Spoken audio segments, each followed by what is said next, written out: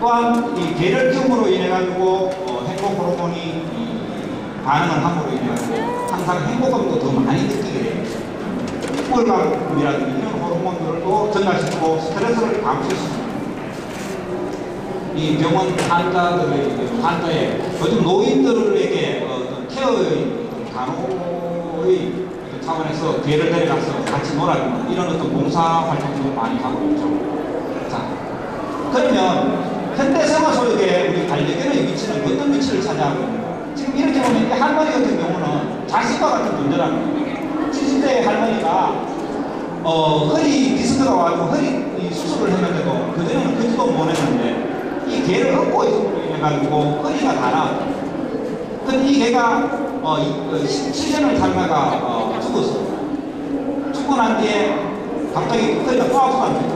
그래서 병원을 계속 찾게 되는데 다른 강아지를 한번 키우시죠 하니까 키우기는 못 키우겠어요. 왜냐하면 내가 죽기 전에 개가 먼저 죽으면 어떻게 하냐. 돌볼 수 없어서 나는 못 키우겠다.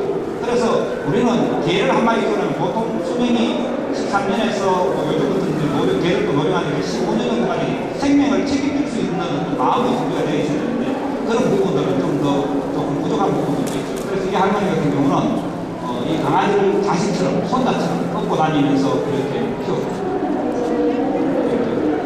귀여워.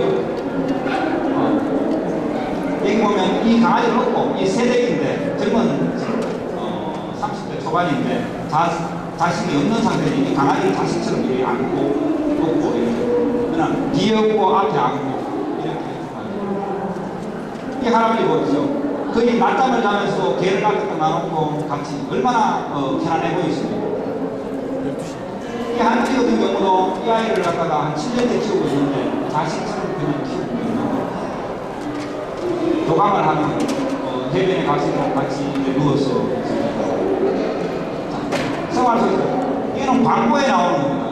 요즘은 광고에도 개들이 많이 등장을 하게 됩니다. 생활 속에 이 광고에도 나오는데 요즘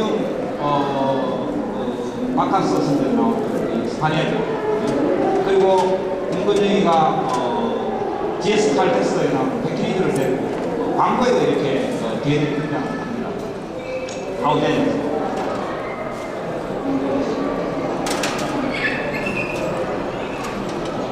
휴대폰 광고에도 이렇게 백기니들로 등장합니다. 자, 그러면 왜 광고에 이런 개들이 등장합니까? 왜? 광고의 3B 효과라고 합니다. 아름다움, 아기, 어린이, 그 다음 개. 이 3B 효과가 있는데 이 3B 효과는 결국은 심리적인 안정감을 주고 사람들이 무언가를 낼 때 일종의 어떤 경계심을 갖는데 이런 개들이나 어린아이, 그 다음에 미녀들 될 때는 경계심을 많이 풀죠. 그러므로 인해가지고 편안함으로 받아들여진다는 거죠. 광고에 있어서. 그래서 앞으로도 두 개를 모델한 광고가 계속 나오지 않겠나 이렇게 추측하고 그러면 동물 매개 활동이란 무엇인가? 동물 매개 활동은 동물과 사람이 서로 상호 활동을 통해 가지고 정서적이라든지 신체적 그리고 삶의 질을 향상시키는 이런 어떤 하나의 놀이입니다. 생활이죠. 우리는 쉼없이 오랜 세월 동안 동물과 더불어 살아오면서 이런 것들을 계속 해왔는 거죠. 그래서 이런 어떤 동물 매개 활동을 통한 효과들은 어떤 것이 있느냐 하면 기억력 향상이라든지 관찰력 배양, 그 다음에 언어 구사 능력을 향상되는 인지 효과가 있고, 그 다음에 이해심, 외부에 대한 관심을 전복시키는 사회성 효과라든지, 그리고 정서적인 효과, 심리적인 안정을 준다든지 스트레스를 해소시키는, 그리고 장애 아동들이나 이런 아동들에 있어서는 소근육이라든지 대근육 발달을 향상을 가져다 준다든지, 그리고 근육이라든지 평행 감각들도 재활으로 많이, 말 같은 경우는 지금 재활에 많이 사용하고 있습니다. 그러면 모든 동물은 다 가능한가? 예, 물론 가능하죠. 가능한데 전제 조건이 있습니다. 동물 매개 활동에 있을 수 있는 잘 훈련된 개와 건강하고 이상이 없어요. 건강에 이상이 있죠. 이런 동물로 인해가지고 사람들한테 많은 질병을 옮긴다든지 위험 요소가 된다든지 훈련이 안 되고 공격적이라든지 이런다면 이런 어떤 개, 고양이, 토끼, 돼지, 반상조라든지 이런 것들을 쓸 수가 없는 거겠죠. 그래서 어떤 훈련이 잘 되고 건강에 문제가 없이 이런 개들을 대상으로 동물 매개 활동에 사용할 수 있다. 자, 그러면 동물 매개 활동은 뭐 이상적인 생활이라면 치료는 무엇인가? 치료는 여기서 단 특정한 목적을 가지고 정확한 기록을 하면서 평가를 하고 이랬을 때 전문가가 개입했을 때는 치료라는 용어를 쓰고 있습니다. 그래서 우리는 지금 대부분 다 동물 매개 활동을 많이 하고 있는 거고 거기에 특수하게 이제 전문가들이 개입했을 때는 치료라는 것을 하게 됩니다. 자, 치료도 수동적인 치료가 있고 능동적인 그냥 상호 교환적인 어떤 치료가 있습니다. 보통은 우리가 눈으로 보는 것들, 동물원을 간다든지 수족관의 의학을 본다든지 이런 것들은 대부분 다 수동적인 치료입니다. 그래서 직접 만질 수 없는 어떤 질환을 가지고 있다. 이럴 때는 어쩔 수 없이 수동적인 치료로서 지금 이것은 무엇으로 해상 수족관은 무엇으로 보이는지 모르겠습니다. 이거는 하나의 수족관입니다. 수족관은 아침에 이런 수족관의 열대를 보고 마음을 안정을 딱 시키고 자기 일과를 시작한다면 아주 많은 정신의 안정감을 도모할 수 있죠. 돌고래 수업을 본다든지 공학 수업을 본다든지 상호작용력 서로 능동적인 동물 매개체로 서로 교류하면서 하는 개와 같이 교류를 하면서 만지고 이 아이는 개를 만져주면 하는 혀를 내밀어가지고 서로가 꼭 안고 있는 이런 모습입니다. 돌고래를 이용하는 사실은 이론적으로는 돌고래라든지 이런 것들을 많이 이용하는 걸로 되어 있지만 또 돌고래 이용하려면 상당히 위험성이 있다는 것입니다. 많이 숙달되어야 돼요. 그래서 지금 우리나라에서는 돌고래를 이용한 매개체를 못하고 있습니다. 그러면 일반적으로 동물 매개치료는 심리치료하고 동물 매개치료를 비교를 한다면 보통 음악치료, 미술치료, 모래치료, 상담치료, 놀이치료 여러 가지가 많지만 이런 것들은 전부 다 무생물적이에요. 교감할 수가 없다는 겁니다. 거기에 반해서 조금 그래도 요즘 최근 들어 했던 모래치료는 생명체가 있다는 거에 대해 생명체가 있어도 전적인 어떤 행동을 하는 거예요. 근데 동물 매개치료는 먹이를 준다, 서로 상호 교환적 교환을 할 수 있는 동적인, 아주 동적인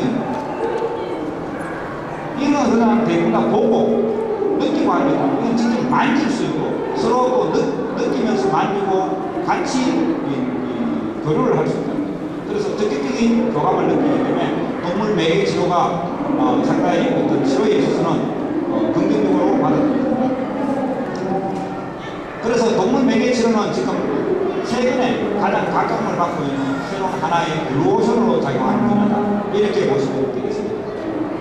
자, 그러면 동물 매개 치료라기보다 동물 매개 활동을 통한 연구 자료를 저희들이 잠시 소개를 드리겠습니다. 제가 2009년도에 동물복지학계에 실었던 내용인데 이 동물 매개 활동을 통한 장애아동의 발달 효과인데 다섯 개 분의 발달장애 아동과 다운증 언어장애, 자폐장애 그 다음에는 매개 치료를 하지 않았던 아이 그룹하고 이렇게 구분을 해봤습니다. 해보니까 동물을 적용시키지 않았던 장애 아동들의 발달은 3개월입니다. 보통 11개월에서 12개월 교육을 했을 때. 그런데 동물 매개 치료를 했을 때 자폐 아동은 6개월의 발달을 보이고 언어장애하고 발달장애하고 다운증후군은 8개월. 발달장애아들은 거의 생활 연령과 동일하게 10개월에서 12개월 발달을 보입니다. 이 말은 무엇이냐면 동물 매개 치료를 적용했을 때 훨씬 더 효과가 좋다. 이렇게 보시면 되겠습니다.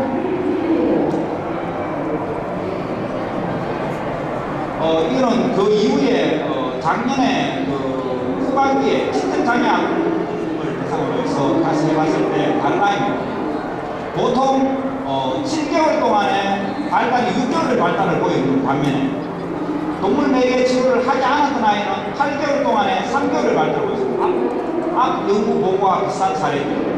보통. 그래서 동물 매개 치료를 했을 때 2배에서 3배 정도 발달을 훨씬 보이더라고요. 그 한 사례만이 아니고 다른 연구를 통해서도 그렇게 알 수 있습니다.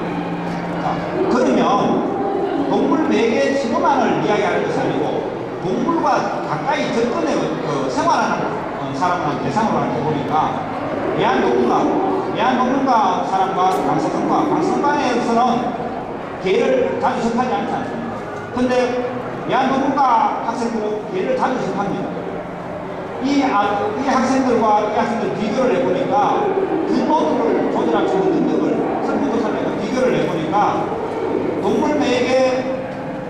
동물을 평상시에 데리고 있는 학생들은 평균 83.89점, 한 84점 정도인 반면에 동물을 자주 데리고 있지 않는 아이, 자주 접하지 않는 학생들은 82점 정도, 2점 정도의 이 아이들이 분노 조절을 더 잘할 수 있다고요.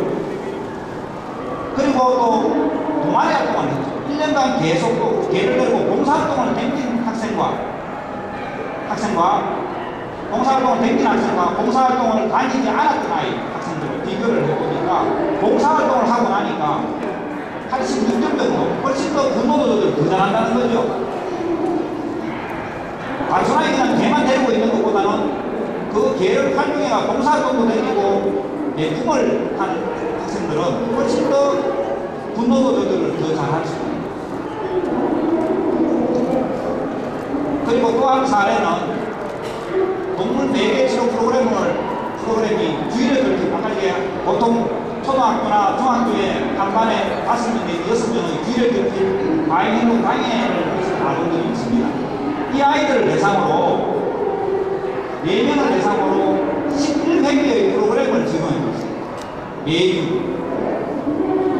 적용을 해보니까 아들은 분노 조절을 능력은 A하고 B하고 C하고 D하고 있는데 보통 사후 그러니까 매개 치료를 하고 난 이후를 100점할 때 그전에는 79점인 아이가 89점, 88점, 82점인 아이가 나중에는 100점을 기준으로 했을 때 하고 난 뒤를 100점으로 했을 때 훨씬 더 효과가 좋다는 거예요. 분노 조절도 주의를 그렇게 과잉행동 장애 아동들에게 훨씬 효과가 좋다는 것을 알 수 있습니다. 자아존중감, 분노도 자아존중감, 공격성 이렇게 봤는데 자아존중감도 이 아동의 같은 경우는 사후에 검사하고 난 게 100점을 받고 그전에는 81점이에요. 아주 자존감도 별로 없던 아이가 동물 매개 치료 활동을 하고 나니까 자존감이 많이 생긴대요. 그거는 이 아이만이 아니고 내 아이가 다 그렇다. 공격성 또한 마찬가지로 A하고 B하고 C하고 D하고 모두 다 공격성도 처음에는 공격성이 100으로 봤을 때 훨씬 높았다면 나중에는 81점, 94점, 83점, 83점 이런 아이들 유의성 있게 훨씬 공격성도 줄어들어요. 자, 이 말은 결국은 자아존중감이나 분노 조절은 훨씬 더 자아존중감은 강해지고 분노도도 훨씬 더 잘 조절하고 공격성은 훨씬 더 감소한다는 이런 어떤 연구 결과가 나왔습니다.